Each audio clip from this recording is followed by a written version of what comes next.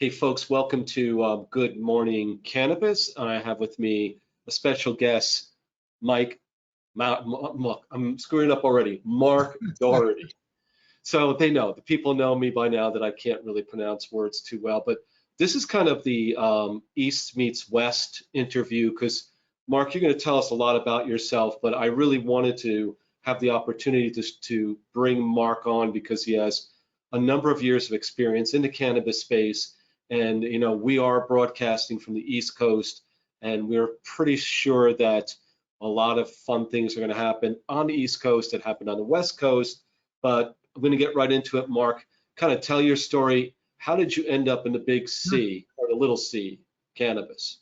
Oh, how did I end up in cannabis? So, I was exposed to and familiar with cannabis, from a pretty young age. And, especially I grew up in upstate New York, and then I went to college initially in the Adirondacks of upstate New York, very close to the Canadian border. So there was quite a bit of cannabis that would come through from Canada in that area. And, in 97, 98, you really saw a shift in the quality of cannabis that was flowing into the U.S. Fast forward from there, I found myself in 2010. I got really interested in indoor farming and specifically aquaponics. I ended up design, build, and operating a 14,000 square foot indoor aquaponic facility. It was in upstate New York. We were growing lettuce and basil and things like that. It was a real crash course in what to do and what not to do with indoor cultivation, controlled environment agriculture, as we call it. And from there, I ended up running that business for 3 years. And I learned a great deal. I ended up closing that business and then being recruited to do some work actually in Canada for companies up there that were looking to acquire licenses under the MMPR.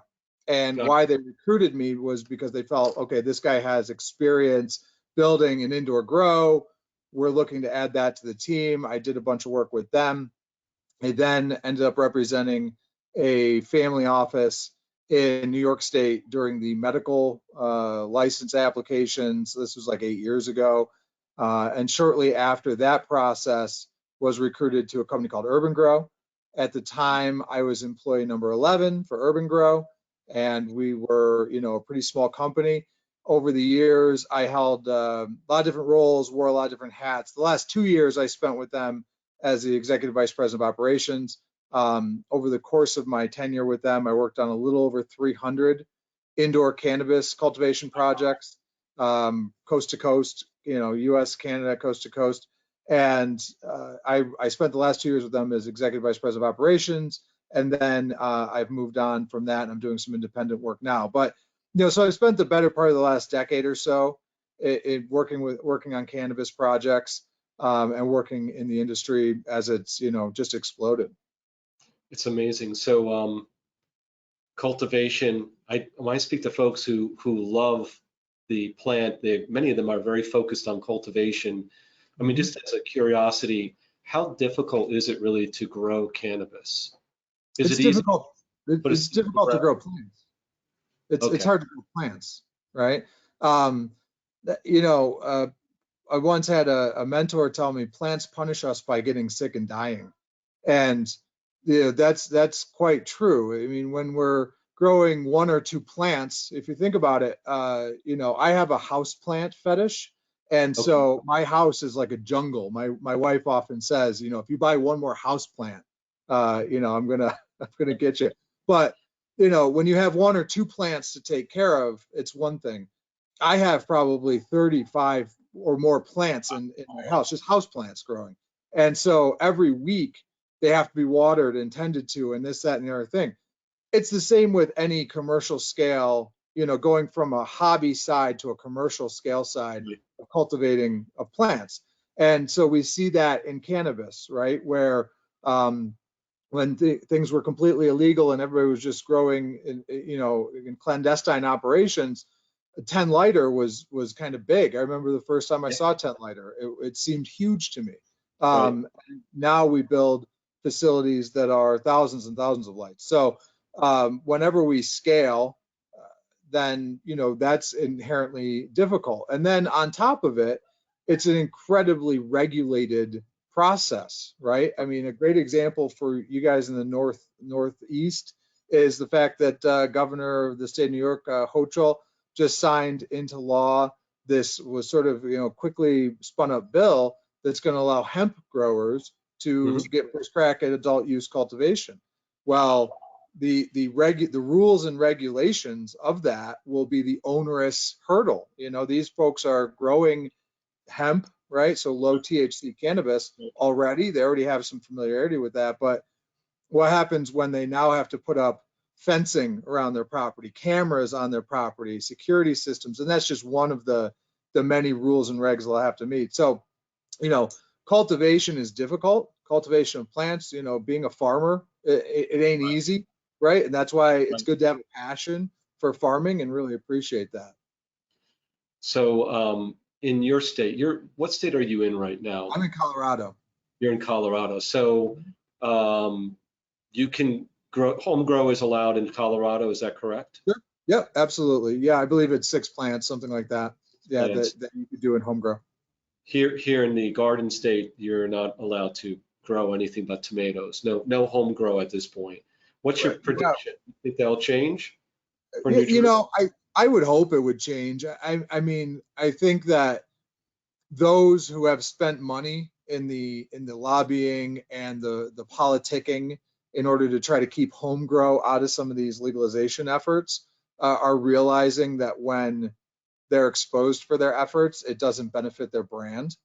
And so while that might not be the most altruistic reason why it'll change, I think it is the true monetary reason why it'll change. They'll stop fighting it.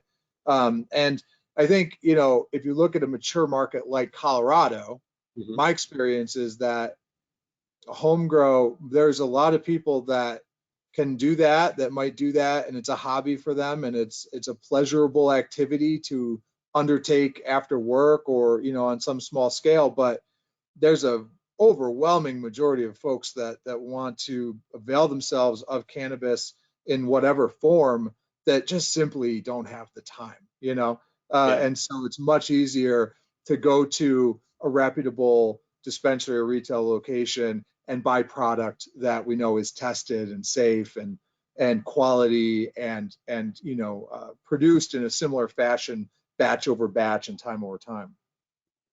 So let me ask you this, because you've been in the market you've been in cannabis for a long time, and you've seen the changes over the years. So talk me through, or talk us through, kind of the different phases that the market goes through. So you've seen it in Colorado, the West Coast.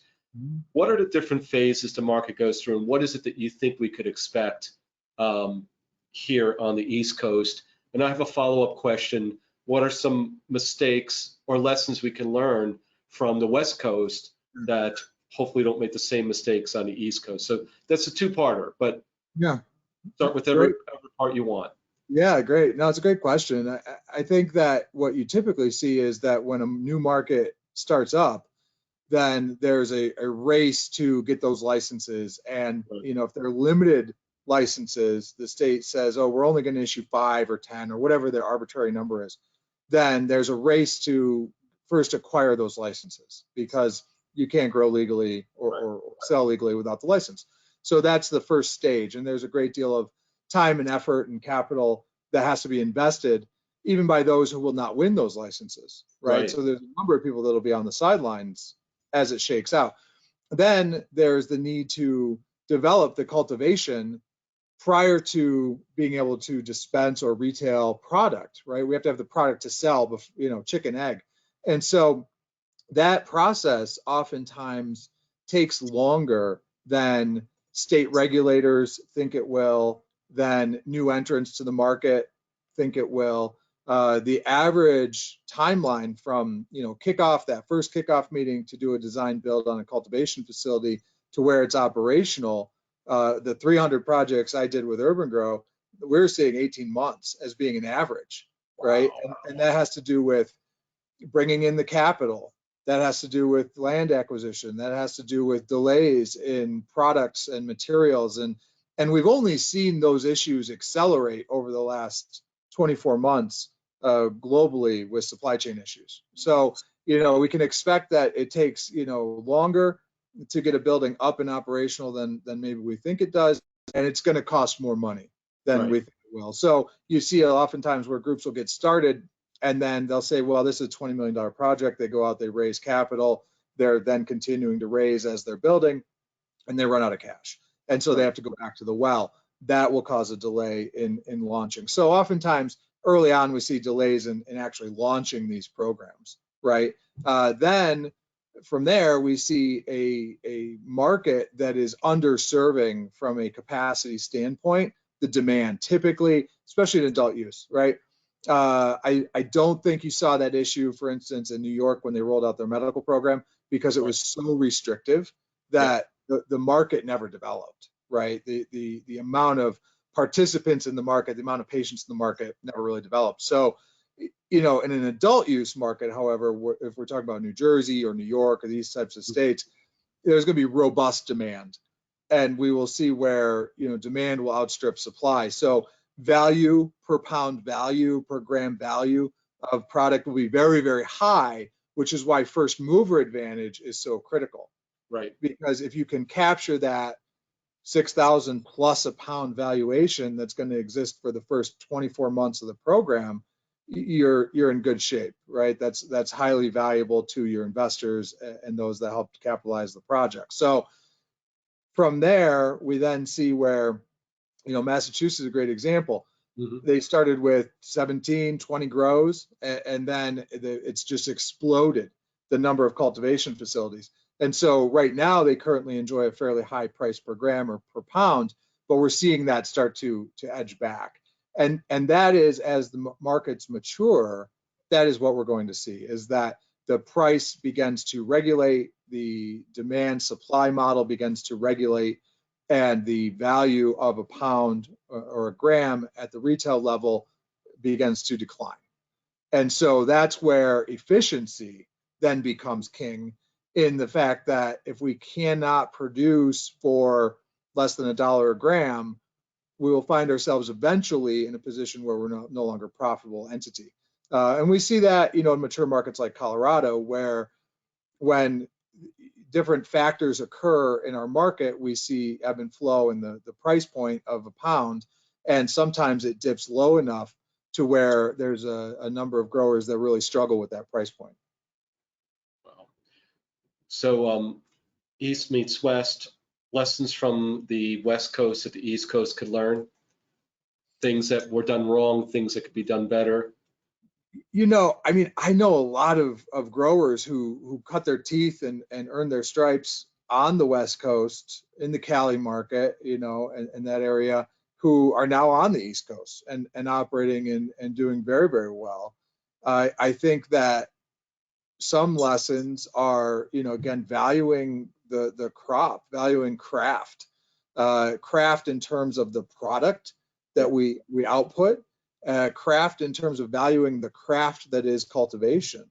And I see that value standpoint and positioning heavily on the West Coast. People value that they are growers of a certain product, growers of cannabis, the methodology, the nuances of it all, the excitement of it all, right? But then also that it's producing a high-end craft product. So I think that there's room for that. I Hmm. think there's room for that on the East Coast still, right? The branding war, there's no brand loyalty really Right. as of yet. And so there's still room for cultivators that want to come in and do that. There's always going to also be room for that mid-grade, mid-level product. There's a price point consideration to that, right? High volume, mid-grade products. There's a reason why there's a Walmart in every city. Yeah. There's always going to be demand and need. True. And it's not to disparage that model at all, because there are people who want to avail themselves of cannabis, whether it's for medical purposes or for enjoyment. Hmm. I often say cannabis is a medicine with the side effect of enjoyment. That That's you know the that can't afford the more expensive product, Right. right? And when we look at cultivation methodologies and how we go to market and how we bring our product to market, there are going to be those price tiers that, $45 eighth, 40, 35, et cetera. And so we want to be able to offer consumers options in that realm. But I think there's always going to be room, just as there's always room for, Dom Perignon or whatever, fancy bottle of champagne.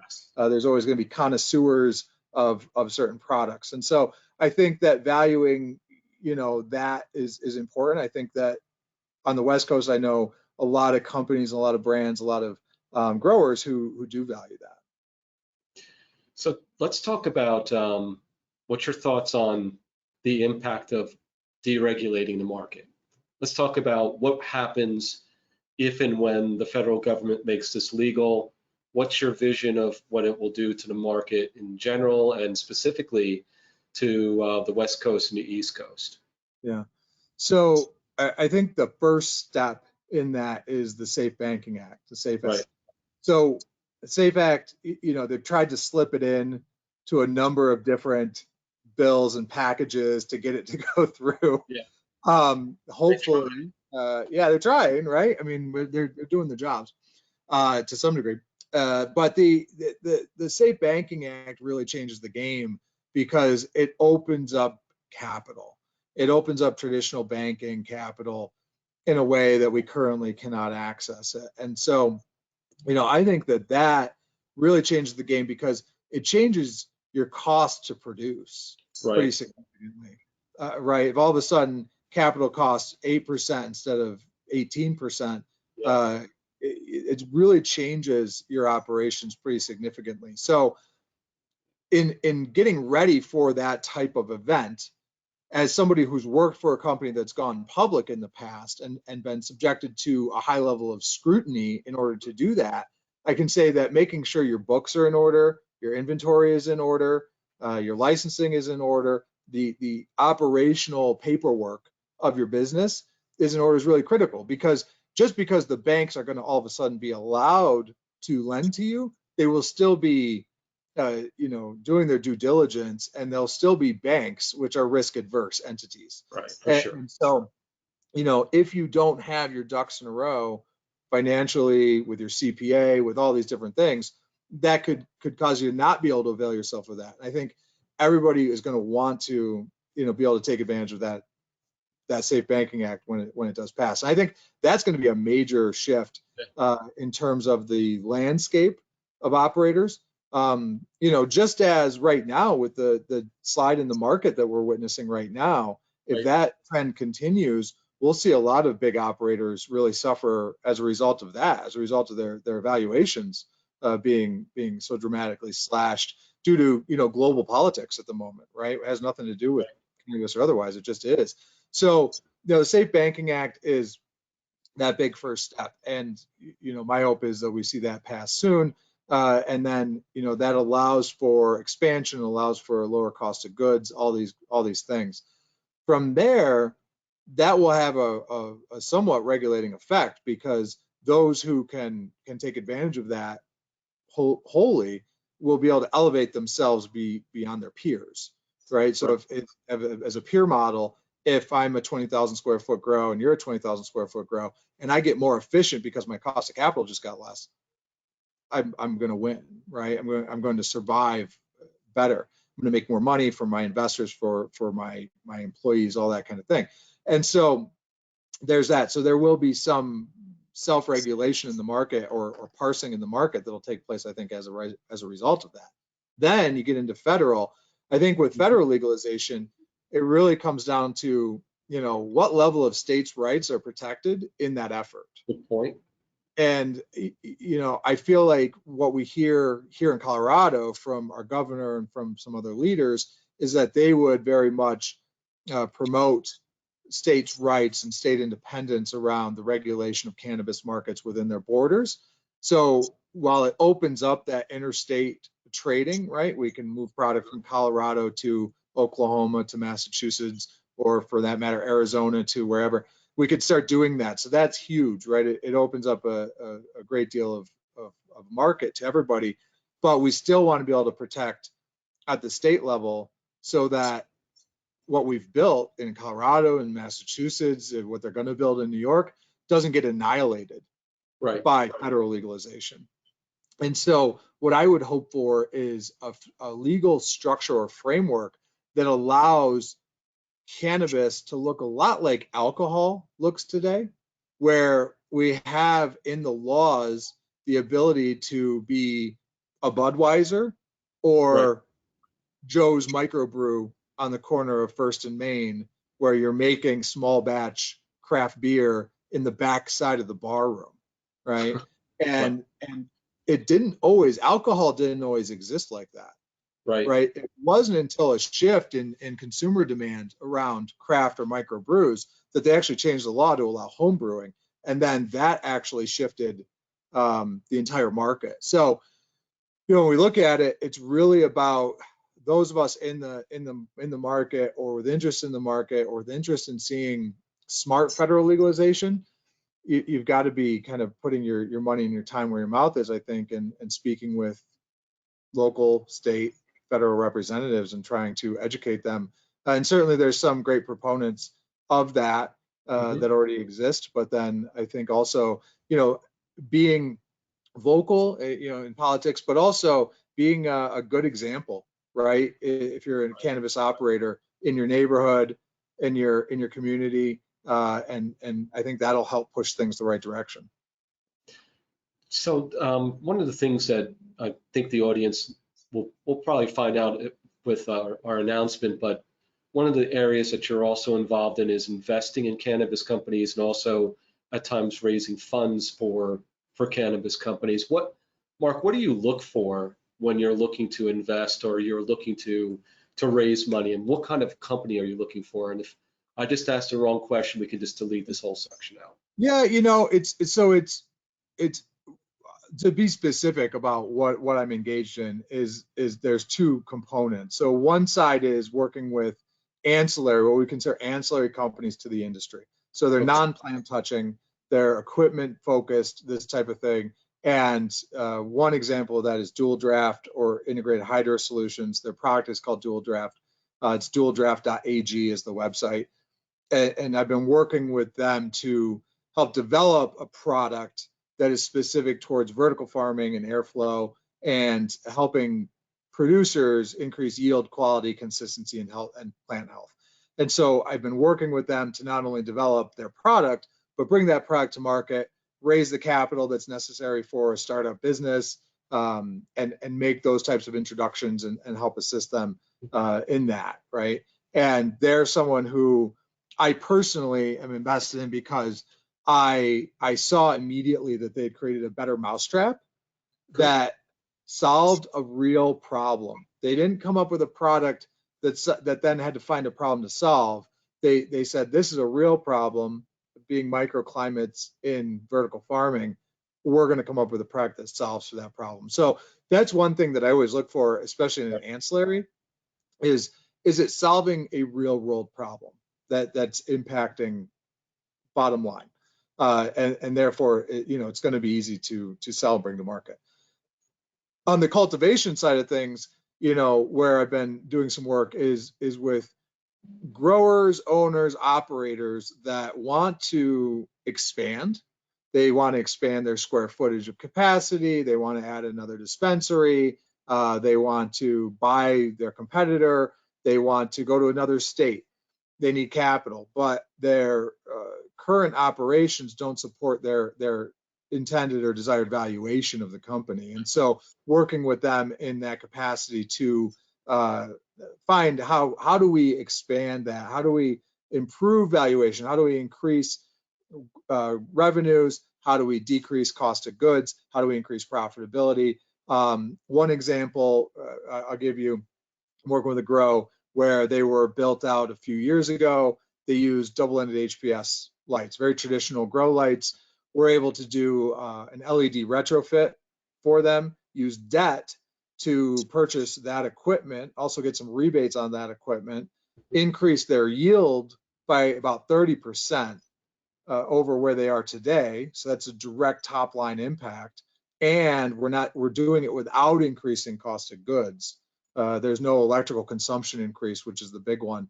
We also don't have to upgrade any HVAC on this deal. So, looking at that, we're able to bring them, north of 12 million in revenue from where their projections were just on this adjustment. It's a debt event, not a capital event. And so we're then able to get them revalued and then help them raise capital at a higher valuation because they'll be more profitable. So really, what we're seeing is I think at one point there was a lot of money out there, almost regardless of good deal or bad deal, right? There was a lot of money. There were a lot of people that were just really wanted to be in the market. There were a lot of people who wanted to be in the market, so they were taking expensive money.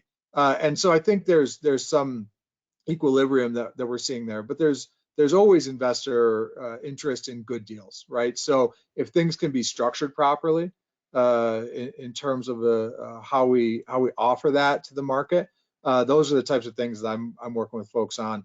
And then I'm also involved in some buy side acquisitions that are going on as well. So those are kind of the areas that I've found myself in, and mainly just because having worked with so many cultivators over the years and having seen so many businesses go from concept to execution to operations, I think it's given me a really good insight into what's sort of next in the market, where there's room in the market, and I think that there's so much opportunity. I have a conversation tomorrow with a friend who's a hemp grower in New York State, right? And we talked about that earlier, the approval for them, right? But now it's, okay, you're gonna need capital. You're gonna need capital before you even get that approval. That's right. And you're gonna have to start actually deploying that capital before you get that approval. And where do you find investors with that type of risk tolerance, and then how do you mitigate the risk to them in that process? So let's talk about that a little bit, Mark. I mean, I know you've heard the statistic. I know I've heard it too, that 97% of the cannabis companies that start out in 5 years actually fail. So that's maybe like 3%. What would your advice be? Because you got a whole new market on the East Coast. How do people stay in that 3% to be really the winners, to be successful? What are some things that you have found in your experience over the past 12 plus years? Yeah, I've never heard that metric before. I don't know exactly where that I could be making it up. I could be making it up too, but I've heard it a few times. So that's all right. That's all right. Sometimes I lie for attention yeah, too. me too. Well, yeah. I dress for attention. People say you dress like this for a reason, right? Yeah. So here's the thing, that there's different buckets. I've worked with a lot of companies that failed to launch.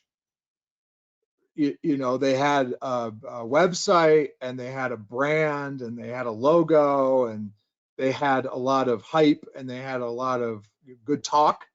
They never got anywhere. I would say 40 or 50% of the folks that, and these were folks that maybe even had taken on or self-funded or some capital, and so they started to deploy a bit, but they just failed to launch as a company, as an entity.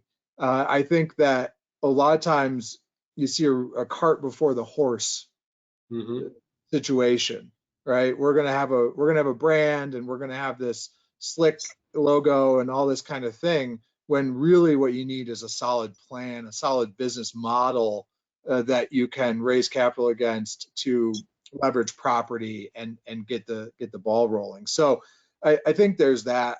I think that when it comes to businesses that will survive, we're maybe a little bit early to say, right? I mean, we're still in a phase where raising capital and new capital coming into the companies are keeping many afloat. Right. They're not profitable yet. And so at some point that'll dry up. The ability to constantly influx capital like that will dry up. So we'll see then who survives and who doesn't. I will say that I would expect M&A activity, as has been said. This has been said a lot in the market over the last 6 months plus. that M&A activity is just going to continue to ramp up. Looking at, I don't want to say distressed assets, but you've got sort of a unique mix. You've got assets that are maybe 5+ years old in certain markets where operators are just wanting to exit. They're tired. As I always say, farming is hard. Farming's hard work. Yep. It's a lot of labor. It's a lot of energy. It's on many fronts. It's a lot of capital. It's a lot of risk because it's cannabis, especially.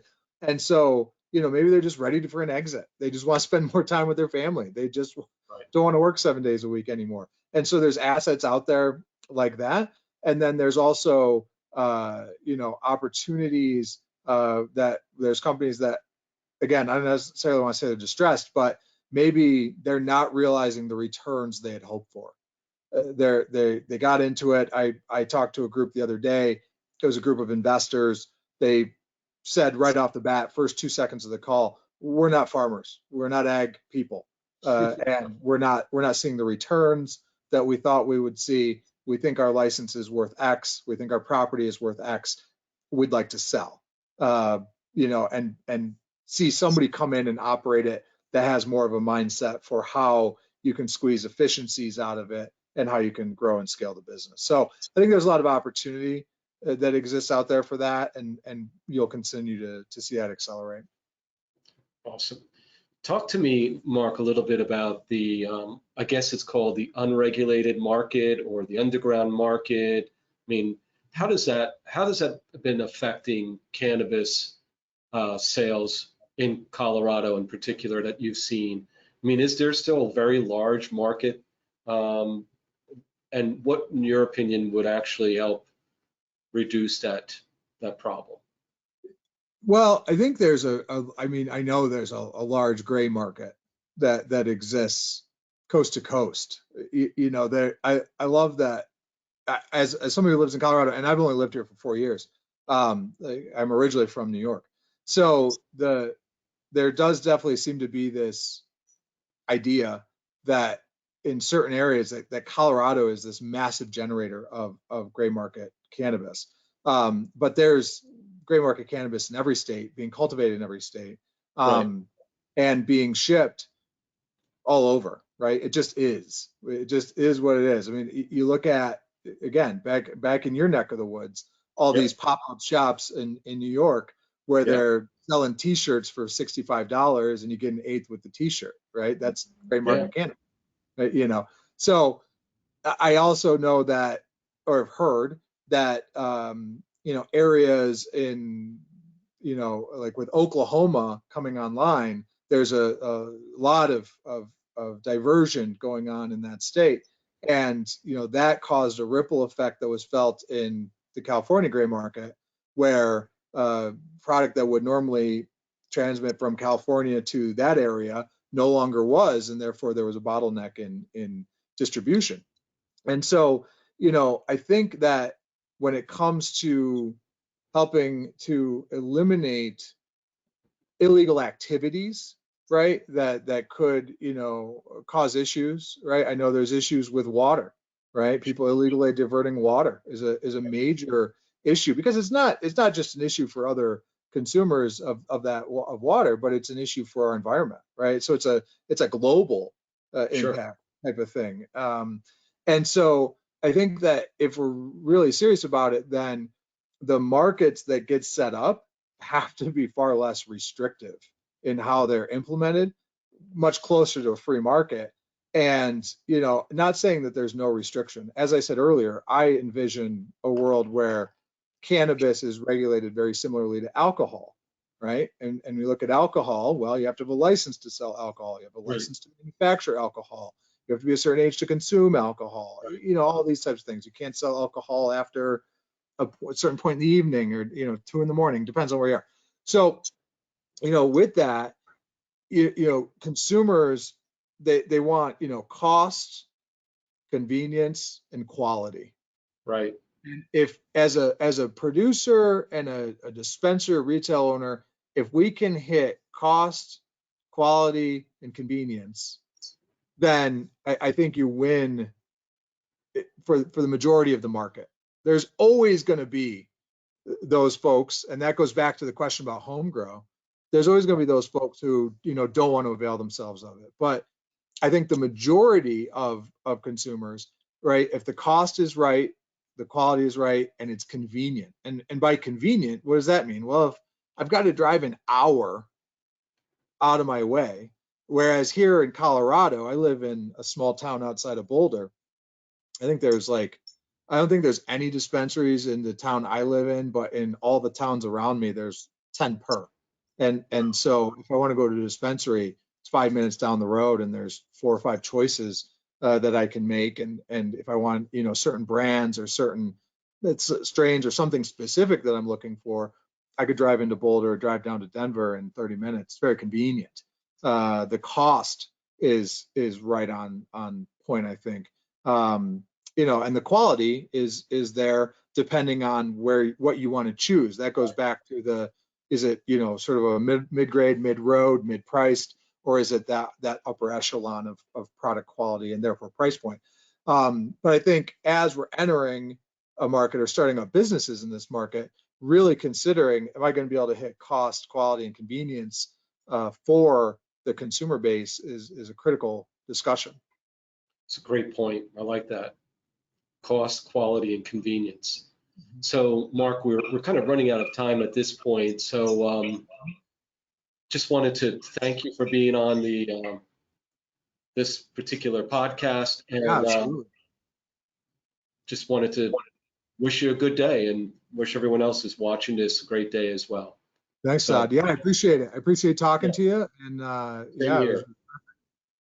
Okay, great.